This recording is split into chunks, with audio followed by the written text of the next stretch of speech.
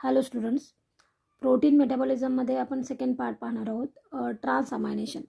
तर पहा, ट्रान्स अमायनेशन म्हणजे काय. नावावरूनच आपल्याला असं सांगता येईल की जिथं अमिनो ग्रुप हा ट्रान्सफर केला जातो अमिनो ॲसिडपासून कीटो अमिनो ॲसिडकडे, ज्याला म्हटलं जातं ट्रान्स अमायनेशन.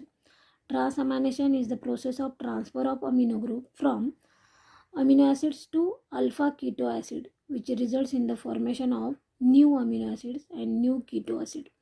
याचा अर्थ असा होतो की या रिॲक्शनमध्ये दाखवलेला आहे की या अमिनो ॲसिड्समध्ये प्रेझेंट असलेला अमिनो ग्रुप, जनरली आपल्याला माहिती आहे की डिअमायनेशन प्रोसेसमध्ये अमिनो ॲसिडचं कन्वर्जन हे कीटो ॲसिडमध्ये होत असतं. तर इथं या एका अमिनो ॲसिडमध्ये प्रेझेंट असलेला जो अमिनो ग्रुप आहे हा कीटो ॲसिडकडे ट्रान्सफर केला जातो, की ज्याच्यामुळं एक नवीन अमिनो ॲसिड तयार होतं, किंवा यालाच म्हटलं जातं न्यू कीटो ॲसिड असंही म्हटलं जातं, की जिथं हा अमिनो ग्रुप हा काय झालेला आहे, ट्रान्सफर झालेला आहे. The process is catalysed by the enzyme transaminase. आता ट्रान्स अमायनेशनची प्रोसेस आहे, म्हणून याच्यासाठी लागणारं जे एन्झाईम आहे ज्याला अमायनेज असं म्हटलं जातं, और अमिनो ट्रान्सफरेज असंही म्हटलं जातं, कारण तो अमिनो ग्रुपला ट्रान्सफर करत असतो.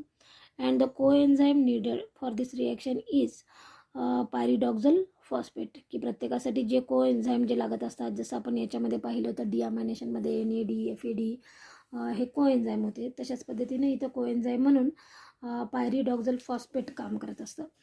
Large number of transaminase are now known and most of this transaminase require alpha ketoglutaric acid, ज्याला कीटो ॲसिड असं म्हटलं जातं, ॲज अमिनो ग्रुप ॲक्सेप्टर.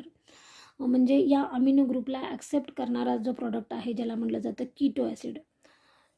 डिअमायनेशन प्रोसेसमध्ये आपण पाहिलं होतं की amino acid is converted into keto acid, आणि हा कीटो ॲसिड काय करत असतो, अमिनो ग्रुपला ॲक्सेप्ट करत असतो. The other organism group acceptor are oxaloacetic acid and pyruvic acid. हे ज्याला आपण इंटरमिडिएट कंपाऊंड असं म्हणू, अल्फा कीटोग्लुटॅरिक ॲसिड, त्याच्यानंतर ऑक्झॅलो ॲसेटिक ॲसिड किंवा पायरविक ॲसिड, हे क्रेब सायकलमधले काय आहेत, इंटरमिडिएट कंपाऊंड आहेत. The amino acids from these three keto acids are glutamic acids, की ज्याच्यापासून काय तयार होणार आहे, glutamic acid, aspartic acid and alanine respectively, of which conversion of alpha ketoglutaric acid to glutamic acid is of the common occurrence. There are two active trans amines in a tissue catalyzing the interconversion. आता हे आपल्याला interconversion आपण पाहणार आहोत, की ज्याच्यामध्ये ग्लुटॅमेट ऑक्झॅलो ॲसिटेड trans अमायनेज हे enzyme आहेत. L-glutamic acid is the only amino acid in a mammalian tissue which can undergoes oxidative deamination. सुरुवातीला deaminationची process, because of the presence of L-glutamate dehydrogenase is abundant, की जे मोठ्या प्रमाणामध्ये इथं प्रेझेंट आहे. And also because of its highly active in nature, ते कसं आहे, ॲक्टिव्ह आहे. So all the other amino acids are converted to glutamic acid by transamination with alpha ketoglutaric acid. त्यामुळं आपल्या बॉडीमध्ये जे काही अमिनो ॲसिड्स आहेत याचं कन्वर्जन हे ग्लुटॅरिक ॲसिडमध्ये होतं, की या ट्रान्स अमायनेशन प्रोसेसमध्ये with alpha ketoglutarate acid. The glutamic acid then undergo oxidative deamination to form alpha ketoglutarate acid and ammonia. म्हणजेच याचाच अर्थ काय होतो की डिअमायनेशन आणि ट्रान्स अमायनेशन या प्रोसेसमध्ये amino acid is converted into urea असं म्हणायलाही, amino acid is converted into ammonia. आता हे जे आपण सांगितलं हेच इथं एक्झाम्पलमध्ये दाखवलेलं आहे.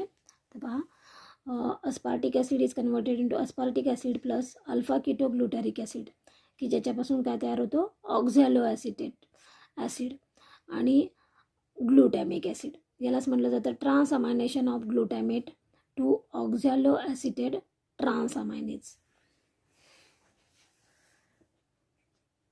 पुढे a few amino acids like threonine, lysine and hydroxyproline do not appear to participate in a transamination reaction, की जे काय आहेत अमिनो ॲसिड्स आहेत हे ट्रान्स अमायनेशन प्रोसेसमध्ये एंट्री करत नाहीत. Alanine alpha ketoglutaric acid is converted into pyruvic acid, की ज्याच्यापासून काय तयार होतं, ग्लुटॅमिक ॲसिड. म्हणजे ॲलिनिनपासून ग्लुटॅमिक ॲसिड तयार होत असताना ह्या ॲलिनिनमध्ये प्रेझेंट असलेला अमिनो ग्रुप हा नवीन अमिनो ॲसिड जे तयार झालेलं आहे ज्याचं नाव आहे ग्लुटॅमिक ॲसिड, इकडं काय झालेलं आहे, ट्रान्सफर झाला.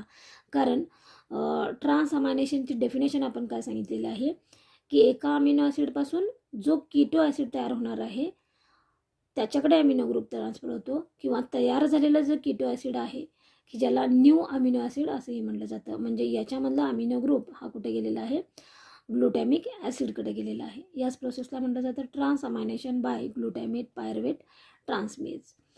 हे ग्लुटॅमेट पायरुवेट ट्रान्स अमायनेज हे काय आहे, एन्झाईम आहे. या एन्झाईमच्या मदतीनं अमिनो ॲसिडमध्ये प्रेझेंट असलेला अमिनो ग्रुप हा न्यू अमिनो ॲसिडमध्ये ट्रान्सफर झालेला आहे. हे झालं ट्रान्स अमायनेशनची प्रोसेस. अशाच पद्धतीनं डी कार्बॉक्झिलेशनची सुद्धा प्रोसेस आहे. तर पहा, डी कार्बॉक्झिलेशन म्हणजे काय, डी याचा अर्थ निघून जाणारा, कार्बॉक्झिलेशन याचा अर्थ काय की ज्याच्यामधून CO2 हा बाहेर पडणार आहे.